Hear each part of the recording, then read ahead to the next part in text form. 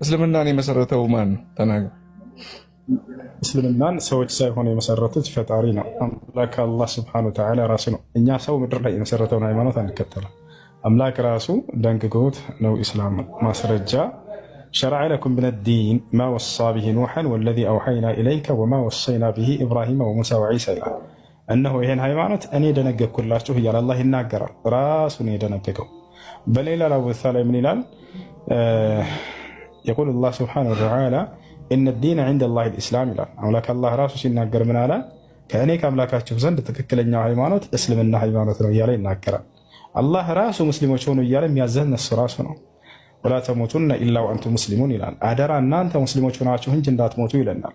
ሙስሊም ከሆነስ ምን አዘጋጅቶልናል ለሚለው ደግሞ ስንጠይቅ ጊዜ ራሱ ምን አለን? በቀጣዩ ዓለም ገነትን አዘጋጅቼላችኋለሁ እያለ ራሱ ቃል ይገባልናል። አለዚነ አመኑ ቢአያቲና ወካኑ ሙስሊሚን እድኹሉል ጀና አለ። እነዚያ ሙስሊሞች የሆኑትን ገነትን ግቡ ነው የሚባሉት ብሎ ቃል በቃል ይናገራል። ይህን ይመስላለች። ስለዚህ ከነቢዩ መሐመድ በፊት እስልምና ነበረ ማለት ነው። አሁን ደግሞ ሁለተኛ ጥያቄ ምንድን ነው? ቅድም ማን ነው የደነገገ የሚለው ነው። አምላክ አላህ መሆኑን ተረዳ ልጅ። አሁን ደግሞ ከነቢዩ ሙሐመድ ሰለላሁ ዐለይሂ ወሰለም በፊት እስልምና ነበረ ወይ? አዎ። ምክንያቱም አምላክ አላህ ከነቢዩ ሙሐመድ ሰለላሁ ዐለይሂ ወሰለም በፊት የነበሩትን ነቢያቶች ሁሉ ሲልካቸው የነበረው እርሱ ራሱ ነው። ከዛ በኋላ መጨረሻው ዘመን ላይ እርሳቸውን አስነሳ። ራሱ አምላክ አላህ በዚህ ጉዳይ ሲናገር ምን ይላል? ወለቀድ አርሰልና ሩሱለን ምን ቀብሊክ ይላል። ሙሐመድ ሆይ በእርግጥም ከአንተ በፊት መልእክተኞችን ስልክ ነበር አለ።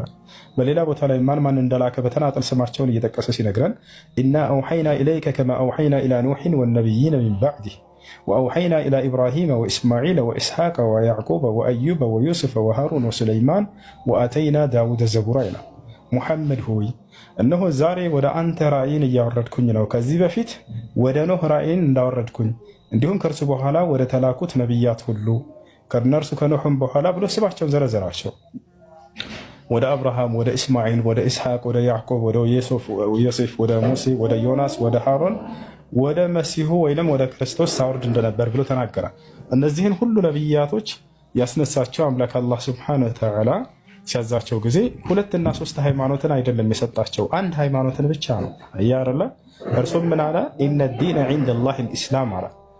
ከእኔ ዘንድ ትክክለኛ ሃይማኖት ኢስላም ነው አለ። ታዲያ ለቀደሙት ነቢያቶችም እስልምና እንደንግጎላቸው እንደነበር ተናግሯል ወይ? አዎ ተናግሯል። በሱራ ሹራ 2ኛው ገጽ ላይ ይሄን ሲናገር ሸረዐ ለኩም ሚነ ዲን ማ ወሳ ቢሂ ኑሐን ወለዚ አውሐይና ኢለይከ ወማ ወሰይና ቢሂ ኢብራሂመ ወሙሳ ወዒሳ አለ።